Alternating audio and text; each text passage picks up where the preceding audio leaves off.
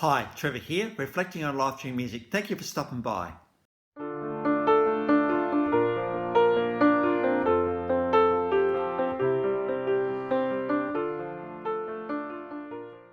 Well, come in today. You're very, very welcome. How wonderful to see you all back.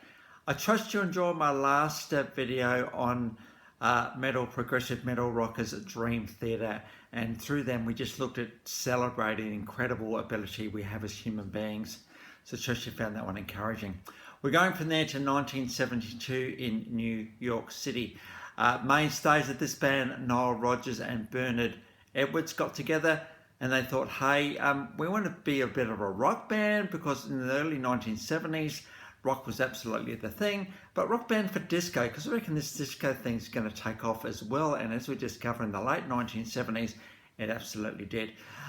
These guys got inspired when they went to see Roxy Music. And after a little bit of recruiting, including Norma Jean Wright, Chic was formed. They got signed to Atlantic Records in 1977. Now, we're talking absolutely pristine disco here. This is pretty amazing. What I love about Chic is the guitar work. The guitar work is absolutely amazing. Quite iconic as well. When you just listen to just the beautifulness of it, the way that it just carries the song, carries the groove of the song, is absolutely stunning. So in 1977, they actually brought out Chic, and iconic song of that one, Dance, Dance, Stand. You'll see it on here. These guys are very tight, and it's a bit of class to them as well, absolutely. You know, they really just have this all-roundness about them. This album was very successful, number 27 on the US pop charts, number 12 on the rhythm and blues charts, eventually achieved a gold status. Now, some of the things about Chic's songwriting is in every single song there's some deeper hidden meanings. And this certainly came to fall, probably their monster hit that came off the 1970 album, C'est Chic, Le Freak. Now, this song was originally called, the two syllables are F-O. I'll just leave it at that. Apparently the song was inspired by the clientele let into clubs, those that were let in and those that weren't. The long wait lines to get in these clubs, and also the doormen that were quite disgruntled and not very good. If you didn't kind of fit a particular way, you weren't let in.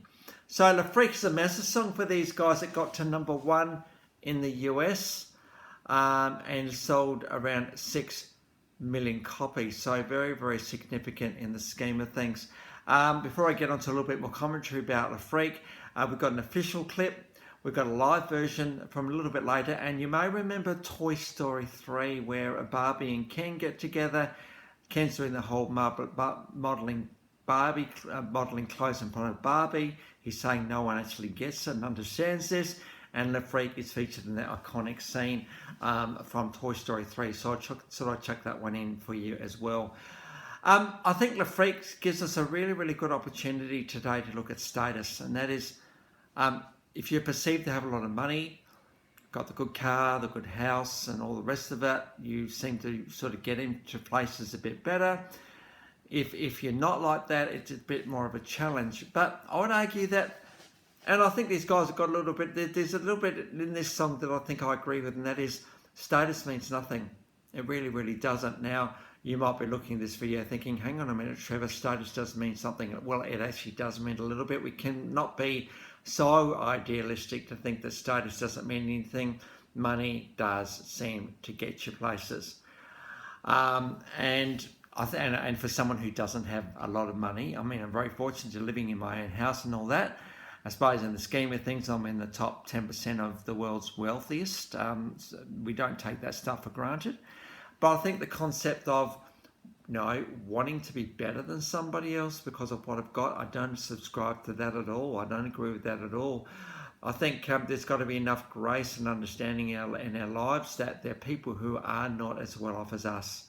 And, they need as much care and love and respect as what I've got and what we've got. And to be exclusive, to think, well, I'm only going to hang around with people who are like me. We tend to do that a little bit, I suppose, but to realise that, you know, all of us are longing for the same thing, and that is connection and understanding. The worst thing I can do is actually think, well, I'm only going to be hanging around with a certain sort of person. That's not right at all. I think there's got to be sufficient grace and understanding in our lives to give everybody a bit of a go. This concept of this first impression reflex, I'm not sure how many seconds it is these days, whether it's 10, 15, whatever it is. What can we do? Because imagine you are the person who is getting assessed in that first 15 seconds. You're kind of hoping that someone's going to be a little bit more understanding than that and give you a bit longer than that. So why, if that's what we think, why do we then do that to other people? Can we turn the first impression reflex off? Well, not completely, but I think what we can do is we can be aware of it and try to take power over it just that little bit more to give people a bit more of a go. Because people just deserve that, don't they? We've all got arms, we've got all legs. Well, most of us have arms, most of us have legs. Let's face it, not every one of us has arms and legs. We'll have a brain, we've all got blood pumping through our veins, we've all got a heart. We've all got that sort of stuff, right? We're all wanting connection, we're all wanting resonance with each other. We're wanting a bit of peace and harmony as well, not just in the world around us, but also within us. There's so many similarities about us that make us human beings, and we are all human beings. We all might have different beliefs and different thoughts on the way life works, but we're all human beings, aren't we? So let's give people a little more of a go. Perhaps La Freak is a bit of a commentary about the people who do not give people a fair go. Perhaps they're the freaks. But I'd argue and even say, well, look at myself. What is freakish about me that I can change? Because I'm sure there's something in there that can be different. Because we want to give people an absolute go. If you want to minimize your first impression reflex, by the way, volunteer at a community meal. Now, a rough one, people living on the streets. You have to be human in situations like that. If you're not, you'll get caught out in like 15, 30 seconds of being there. Hey, you're not a human being, mate. We don't want to really know you. If you want to minimize your first impression reflex, volunteer at a community meal. That absolutely helps, and that's certainly something that I did, and it helped me. I'm thinking, I look back on those times with fondness and learning so much about myself, as well as learning about the close-knitness of people living on the streets. And you may go all the way back to, if you go to my playlist, go to A, The Angels, and take a long line. I think that's what that song is about. So I've done a bit more of a commentary there about that. So let's not be freaks, hey? We don't want to be freaks, do we? We want to give people a really, really good go. So it's good that Chic actually came out with this song all the way back in 1978. A massive song for these guys, absolutely huge. It does feature in movies and soundtracks from time to time. And how tight is this song? Very, very tight indeed. We're talking disco in its purest, pristine form. So I trust you find that encouraging today. 1979, Risque, and from that song, considered one of their classics, Good Times. Let's face it, it's all about good times. Got a live version from 2017 at the Glastonbury Festival. Now, if you play there, you know you've made it.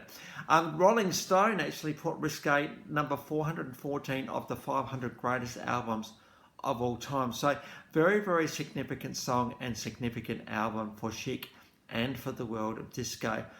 Of course, as we discovered recently with a recent documentary from the Bee Gees I was looking at, there was a bit of an anti-disco movement happening around the late 1970s, and we started to get into more glam rock, and unfortunately, Chic were one of the casualties of that swell of anti-disco sentiment.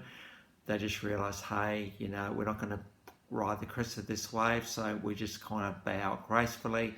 It's good to see as we go from 2017 that bands do come back and have a resurgence, and these guys absolutely have done that.